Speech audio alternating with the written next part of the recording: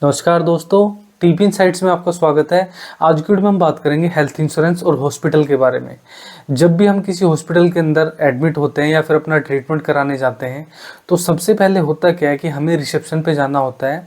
और रिसेप्शन पे जब भी हम किसी डॉक्टर के बारे में पूछते हैं कि हमें इस टाइप की प्रॉब्लम है तो हमें किस डॉक्टर से दिखाना है, तो रिसेप्शन के ऊपर जो स्टाफ होता है वो सबसे पहले हमसे पूछता है कि आप लोगों के पास हेल्थ इंश्योरेंस है या फिर आप कैश में पेमेंट करेंगे। जैसे कि आप ओपीडी बनवाते हो, ओपीडी का जो स्लिप होती है वो बनवाते हो शुरुआत में, तो वो लोग कंफर्म कर लेते हैं पहले कि आपके पास हेल्थ कार्ड है या फिर आप कैश देके अपना ट्रीटमेंट कराओगे। तो ऐसी ही कुछ चीज़ें मैं हॉस्पिटल के बारे में आप लोगों को बताने वाला हूँ, जिसको जानकर आप लोग अवेयर होंगे और ध्यान रखेंगे कि आप लोगों को अपने हेल्थ इंश्योरेंस का इस्तेमाल कब करना है, कैसे करना है और किस कंडीशन में करना है। तो वीडियो में आप लोग लास्ट तक बने रहे। चैनल पे आप लोग नए तो चैनल को सब्सक्राइब कर लीजिए, बेल आइकन दबा दीजिए ताकि नई वीडियो का नोटिफिकेशन आप लोगों को मिलता रहे।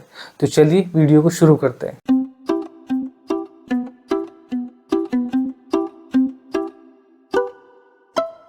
जब भी हम कोई हेल्थ इंश्योरेंस पॉलिसी परचेज करते हैं तो उसके बाद हमें ऐसा लगता है कि अब हम किसी भी हॉस्पिटल में जाके फ्री इलाज करा सकते हैं, अब हमारे पास तो हेल्थ इंश्योरेंस कार्ड आ गया है।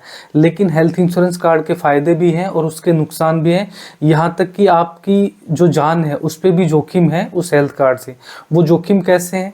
जब भी आप किसी हॉस्पिटल में आप अपना ट्रीटमेंट कराने के लिए जाते हो तो सबसे पहले ओपीडी के अंदर आपको डॉक्टर को दिखाना होता है। जब आप डॉक्टर को दिखाओगे तो उससे पहले आप लोगों को रिसेप्शन पे अपनी एक स्लिप बनानी पड़ती है, एक ओपीडी की प्रिस्क्रिप्शन बनवानी पड़ती है, जिसको लेके आप डॉक्टर के पास ओपीडी में जाते हो। तो आप जब रिसेप्शन पे जाओगे तो वहाँ का स्टाफ आप लोगों से पूछता है कि आपके पास कोई हेल्थ कार्ड है या कोई मेडिकल कार्ड या फिर आपके पास सीजीएचएस है या ईसीएचएस का कार्ड है। अलग अलग जितने भी हेल्थ बेनिफिट देने वाले कार्ड हैं या सर्विसेज है उनके बारे में वहाँ के लोग पूछते हैं। तो जब आप उनको बता देते हो कि आपके पास हेल्थ कार्ड है तो उसके बाद होता क्या है कि आपकी नॉर्मल प्रॉब्लम को भी बड़ा करके दिखाया जाता है।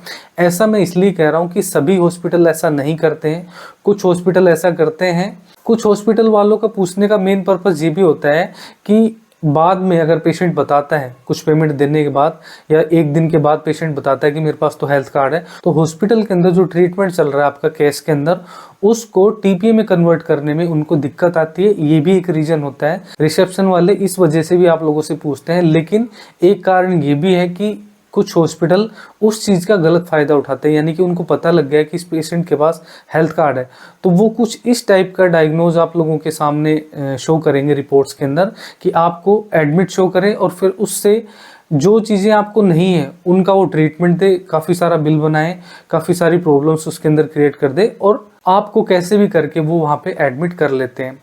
मैं एक चीज़ पहले क्लियर कर देना चाहता हूँ, सभी हॉस्पिटल ऐसे नहीं है, सभी डॉक्टर्स ऐसे नहीं है, लेकिन हेल्थ इंश्योरेंस सेक्टर के अंदर ऐसा चल रहा है, हॉस्पिटल के अंदर ऐसा चल रहा है कि ज़्यादातर हॉस्पिटल में जब भी आप जाते हो तो वहाँ पे हेल्थ इंश्योरेंस कार्ड के बारे में आप लोगों से पूछा जाता है। तो मैं आप लोगों को एडवाइस करूंगा कि आप लोग जब भी अपना ट्रीटमेंट कराने किसी हॉस्पिटल में जाते हो तो आप अपना कैश में ट्रीटमेंट कराइए। जब तक आपको कंफर्म ना हो कि आपको कोई बड़ी तकलीफ है, आप उस तकलीफ का या फिर आप उस बीमारी का एडमिट होके ही इलाज करा पाओ, तभी आप लोगों को ये बताना है कि मेरे पास हेल्थ कार्ड है। आप लोगों को कभी भी ये नहीं सोचना है कि छोटी सी प्रॉब्लम हो गई है तो आप सीधा हॉस्पिटल में जाके आप लोग ये बोलोगे कि लीजिए मेरा तो हेल्थ कार्ड है। कुछ लोग तो मेरे पास कमेंट करते रहते हैं कि मुझे तो लैब टेस्ट कराने मेरा हेल्थ कार्ड चल जाएगा।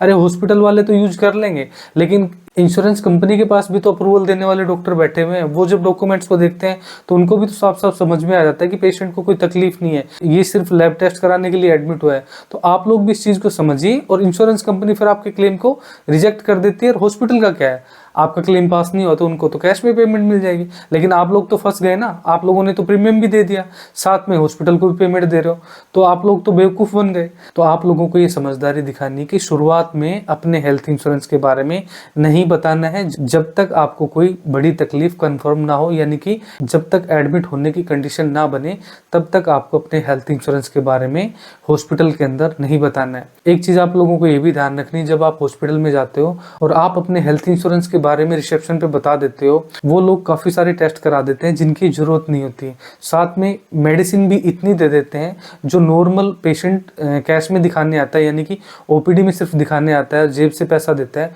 उसको नॉर्मली वो दवाइयाँ नहीं देते हैं। क्योंकि होता क्या है कि जब आदमी के जेब से पैसा जाता है ना तो सवाल जवाब करता है कि भाई ये दवाई किस लिए दे रहे हो, इसकी क्या ज़रूरत है, मुझे तो ये तकलीफ़ नहीं है। तो वो क्वेश्चन करता है, इसलिए वो कैश वाले पेशेंट को ज़्यादा दवाइयाँ देते नहीं है। लेकिन अगर आपके पास हेल्थ कार्ड है तो आप लोगों को ऐसी ऐसी दवाइयाँ दे देंगे जो आपको तकलीफ भी नहीं है और ज़बरदस्ती आपको लेनी पड़ेगी।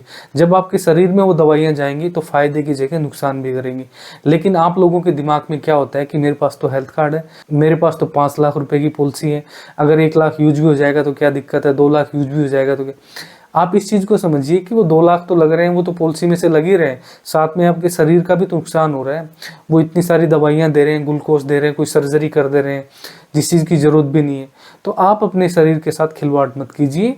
एक चीज़ मैं और बता देता हूँ कि जब भी आप किसी हॉस्पिटल में जाते हो और वहाँ पे डॉक्टर आपके लैब टेस्ट कराते हैं और कोई ऐसी प्रॉब्लम बता देते हैं जो आपकी नज़र में काफ़ी बड़ी है, तो उसको क्रॉस वेरीफाई कीजिए। यानी कि आप गवर्नमेंट हॉस्पिटल में जाके भी उससे रिलेटेड टेस्ट कराइए, या फिर किसी दूसरे डॉक्टर से भी आप राय ले सकते हैं कि मुझे इस हॉस्पिटल में इस डॉक्टर ने ये तकलीफ बताई है इस रिपोर्ट को देख के, तो उसका किसी दूसरे लैब के अंदर भी टेस्ट कराइए। क्योंकि आजकल ये फर्जी रिपोर्ट वाली प्रॉब्लम भी काफ़ी सारे हॉस्पिटल में देखने को मिलती है।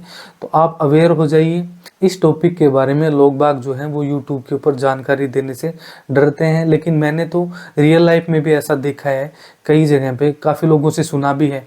और जो लोग लगातार अपने हेल्थ इंश्योरेंस से इलाज लेते रहते हैं वो लोग समझ जाएंगे कि हाँ, इस वीडियो के अंदर सच बोला गया है, क्योंकि ऐसा होता है। तो आप लोगों को ध्यान रखना है, आपका जो हेल्थ कार्ड है वो किसी बड़ी प्रॉब्लम के लिए है, आप इसको दिमाग में बैठा लीजिए। आप ये मत सोचिए कि मैंने 25,000 रुपये का प्रीमियम भर दिया है तो मैं बिल्कुल निश्चिंत हो गया हूँ, मेरे लैब टेस्ट भी उसमें हो जाएंगे, सब चीज़ उसमें हो जाएगी। हॉस्पिटल वाले तो कैसे भी करके एडमिट कर लेंगे अगर उनको पता लगेगा कि इसके पास हेल्थ कार्ड है। लेकिन आप लोगों को समझदारी ये दिखानी है कि आप लोगों को अपने हेल्थ कार्ड के बारे में तभी बताना है जब आपको तकलीफ ज़्यादा लगे कि हाँ, अब मेरा मोटा पैसा लगने वाला है और अब मुझे एडमिट होने की ज़रूरत है, तो उसी में ही आप लोगों को बेनिफिट मिलेगा। नहीं तो अगर आपने पहले बताया तो सारी प्रॉब्लम खड़ी हो जाएगी, आपके शरीर में भी तकलीफ हो सकती है, कोई बड़ी प्रॉब्लम भी हो सकती है, कोई सर्जरी के टाइम पे भी कोई नुकसान हो सकता है। तो ऐसा रिस्क मत लीजिए। ये वीडियो ज़्यादा से ज़्यादा लोगों के साथ शेयर कीजिए ताकि लोग अवेयर हो जाएं। सभी डॉक्टर्स और सभी हॉस्पिटल इस टाइप का काम नहीं करते हैं, जो करते हैं उनके बारे में मैंने आप लोगों को बताया है। मेरा मकसद सिर्फ लोगों को अवेयर करने का है। मेरा मकसद ना तो किसी डॉक्टर को नीचा दिखाने का है, ना किसी हॉस्पिटल को नीचा दिखाने का है। मेरा मकसद जितने भी मेरे व्यूअर हैं या जितने भी हेल्थ इंश्योरेंस पॉलिसी के होल्डर हैं या जिनके पास भी ECHS का कार्ड है, CGHS का कार्ड है या कोई अदर हेल्थ कार्ड है, उन सब लोगों को अवेयर करना है कि आप लोग अपने कार्ड का सही से इस्तेमाल कीजिए ताकि दूसरे लोग आपके कार्ड से फ़ायदा ना उठा सके, आपके शरीर के साथ खिलवाड़ ना कर सके। तो इस वीडियो को ज़्यादा से ज़्यादा शेयर कीजिए लोगों के साथ। तो आज की वीडियो में इतना ही। वीडियो अच्छी लगी तो वीडियो को लाइक कर दीजिए, चैनल को सब्सक्राइब कर लीजिए, बेल आइकन दबा दीजिए ताकि नए वीडियो का नोटिफिकेशन आप लोगों को मिलता रहे। तो मिलते हैं नेक्स्ट वीडियो में, तब तक के लिए नमस्कार।